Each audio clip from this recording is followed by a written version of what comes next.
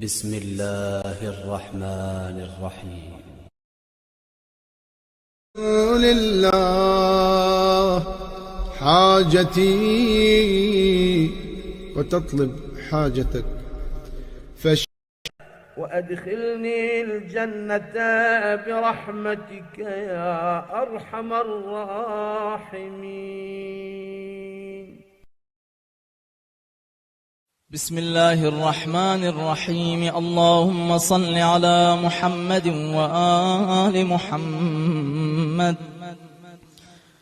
اللهم صل على محمد وآل محمد. اللهم صل على محمد وآل محمد.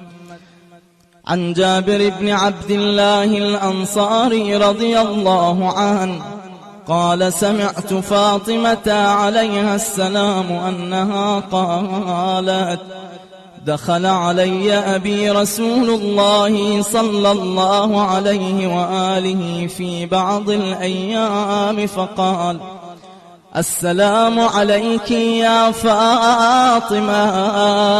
فقلت: عليك السلام.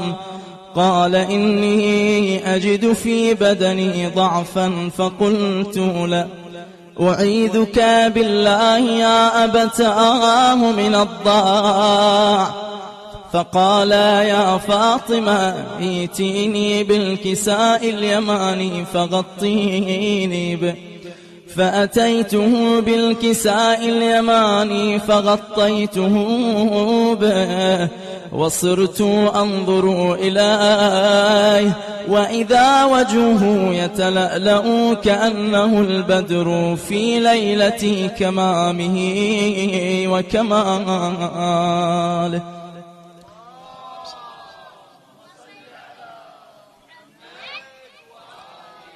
فما كانت إلا ساعة وإذا بولدي الحسن عليه السلام قد أقبل وقال: السلام عليك يا أمه. فقلت: وعليك السلام يا قرة عيني وثمرة فؤادي. فقال: يا أمه إني أشم عندك رائحة طيبة كأنها رائحة جدي رسول الله صلى الله عليه وآله. فقلت: نعم، إن جدك تحت الكساء.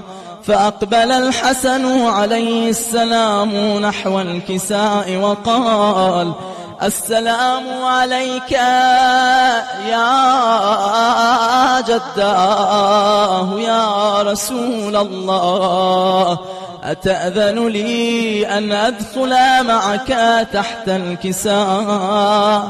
فقال: وعليك السلام يا ولدي ويا صاحب حوضي، قد أذنت لك. فدخل معه تحت الكساء، فما كانت إلا ساعة وإذا بولدي الحسين عليه السلام قد أقبل وقال: السلام عليك يا أمه. فقلت: وعليك السلام يا قرة عيني وثمرة فؤادي. فقال لي: يا أمه إني أشم عندك رائحة طيبة كأنها رائحة جدي رسول الله صلى الله عليه وآله. فقلت: نعم، إن جدك وأخاك تحت الكساء.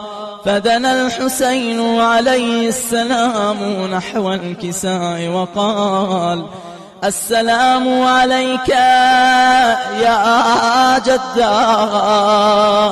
السلام عليك يا من اختاره الله، أتأذن لي أن أكون معكما تحت الكساء؟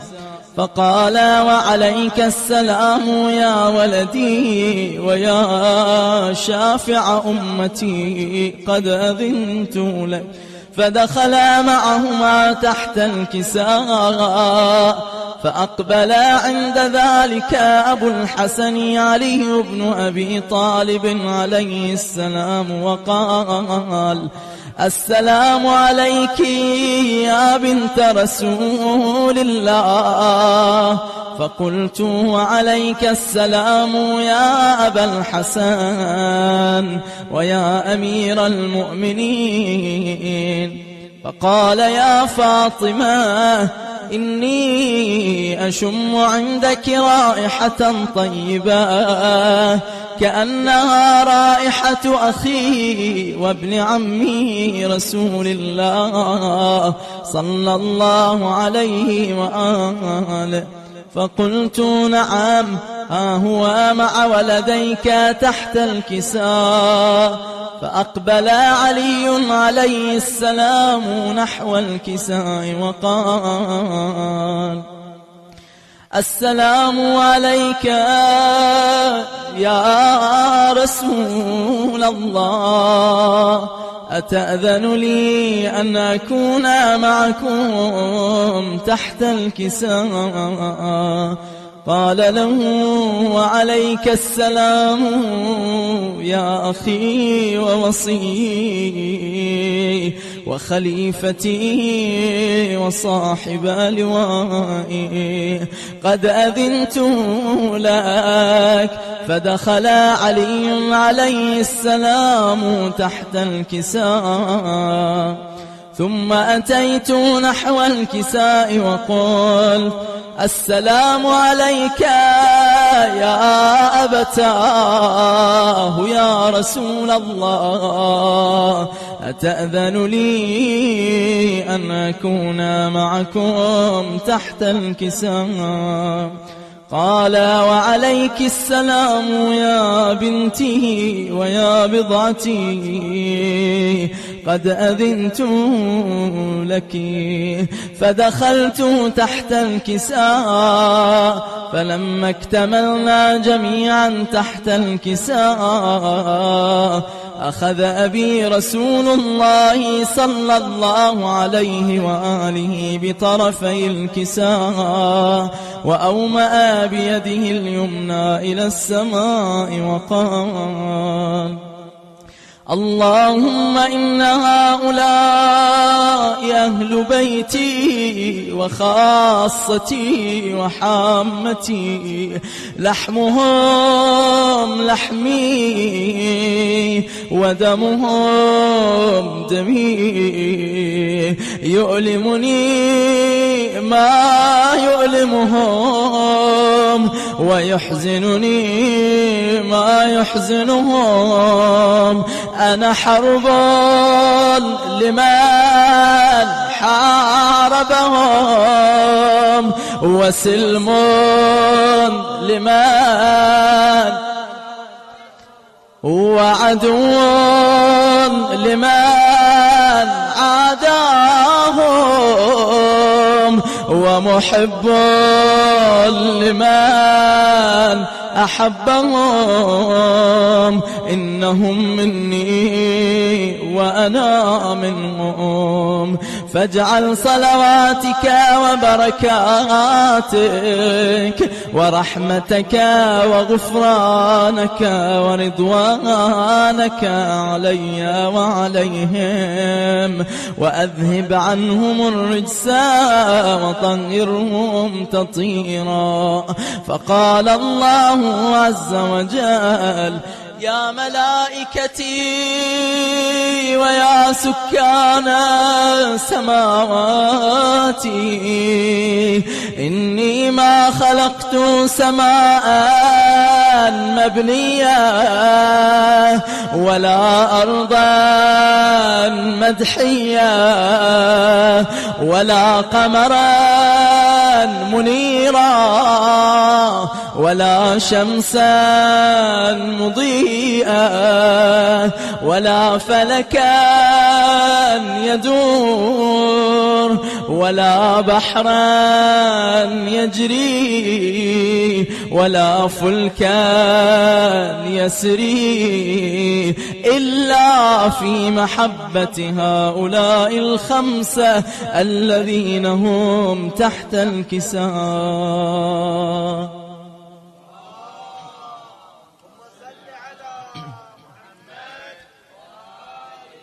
فقال الأمين جبرائيل عليه السلام: يا رب، ومن تحت الكساء؟ فقال الله عز وجل: هم أهل بيت النبوة ومعدن الرسالة. أصحاب الحوائج ارفعوا أيديكم. هم فاطمة وأبوها وبعلها. فقال جبرائيل عليه السلام: يا رب، أتأذن لي أن أهبط إلى الأرض لأكون معهم سادسا؟ فقال الله عز وجل: نعم، قد أذنت لك. فهبط الأمين جبرائيل عليه السلام وقال: السلام عليك يا رسول الله، العلي الأعلى يقرئك السلام ويخصك بالتحية والإكرام ويقول لك: وعزتي وجلالي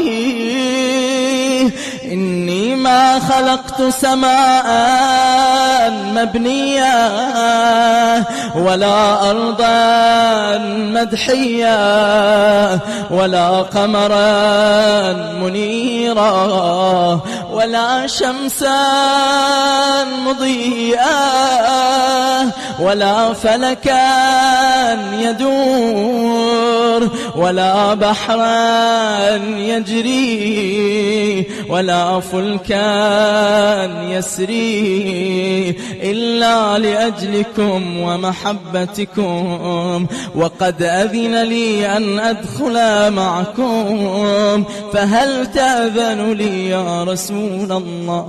فقال رسول الله صلى الله عليه وآله: عليك السلام يا أمين وحي الله، إنه نعم قد أذنت لك. فدخل جبرائيل عليه السلام معنا تحت الكساء، فقال لأبيه: إن الله عز وجل قد أوحى إليكم يقول: إنما يريد الله ليذهب عنكم الرجس أهل البيت ويطهركم تطهيرا.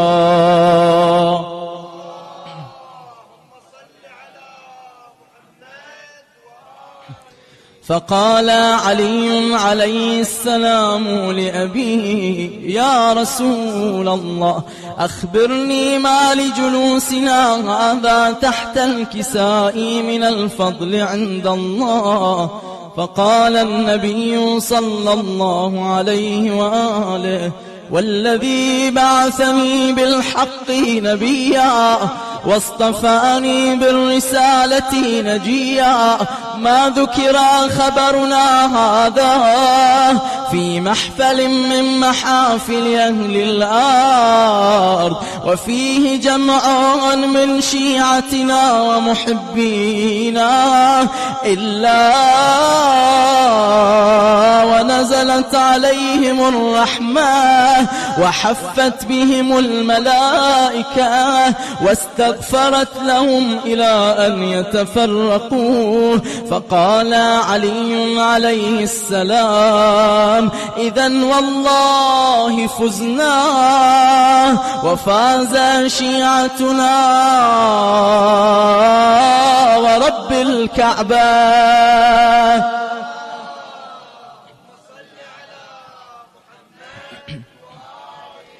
فقال أبي رسول الله صلى الله عليه وآله: يا علي والذي بعثني بالحق نبيا واصطفاني بالرسالة نجيا، ما ذكر خبرنا هذا في محفل من محافل أهل الأرض، وفيه جمع من شيعتنا ومحبينا، وفيهم مهموم إلا وفرج الله همه، ولا مغموم إلا وكشف الله غمه، ولا طالب حاجة إلا وقضى الله حاجته. فقال علي عليه السلام: إذن والله فزنا وسعدنا، وكذلك شيعتنا فازوا وسعدوا في الدنيا والآخرة ورب الكعبة.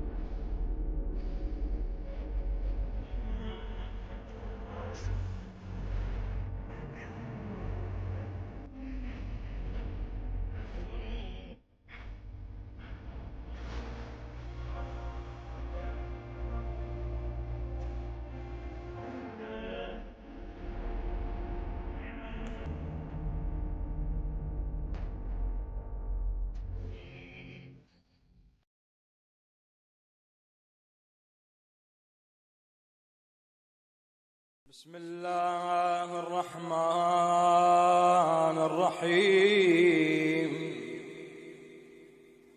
اللهم صل على محمد وآل محمد. السلام على آدم صفوة الله، السلام على نوح نبي الله، السلام على إبراهيم خليل الله، السلام على موسى كليم الله، السلام على عيسى روح الله. السلام عليك يا رسول الله. السلام عليك يا خير خلق الله. السلام عليك يا صفي الله. السلام عليك يا محمد بن عبد الله خاتم النبيين. السلام عليك يا أمير المؤمنين علي بن أبي طالب وصي رسول الله. السلام عليك يا فاطمة سيدة نساء العالمين. السلام عليكما يا سبطي نبي الرحمة وسيدي شباب أهل الجنة. السلام عليك يا علي بن الحسين سيد العابدين وقرة عين الناظرين. السلام عليك يا محمد بن علي باقر العلم بعد النبي. السلام عليك يا جعفر بن محمد الصادق البار الأمين. السلام عليك يا موسى بن جعفر الطاهر الطهر. السلام عليك يا علي بن موسى الرضا المرتضى. السلام عليك يا محمد بن علي التقي. السلام عليك يا علي بن محمد النقي الناصح الأمين. السلام عليك يا حسن بن علي. السلام على الوصي من بعدي. اللهم صل على نورك وسراجك وولي وليك ووصي وصيك وحجتك على خلقك. السلام عليك يا بنت رسول الله. السلام عليك يا بنت فاطمة وخديجة. السلام عليك يا بنت أمير المؤمنين، السلام عليك يا بنت الحسن والحسين، السلام عليك يا بنت ولي الله، السلام عليك يا أخت ولي الله، السلام عليك يا عمة ولي الله، السلام عليك يا بنت، ورحمة الله وبركاته، السلام عليك عرف الله بيننا وبينكم في الجنة، وحشرنا في زمرتكم، وأوردنا حوض نبيكم، وسقانا بكأس جدكم من يد علي بن أبي طالب، صلوات الله عليكم. أسأل الله أن يرينا فيكم السرور والفرج، وأن يجمعنا وإياكم في زمرة جدكم محمد صلى الله عليه وآله، وأن لا يسبلنا معرفتكم، إنه ولي قدير. أتقرب إلى الله بحبكم والبراءة من أعدائكم،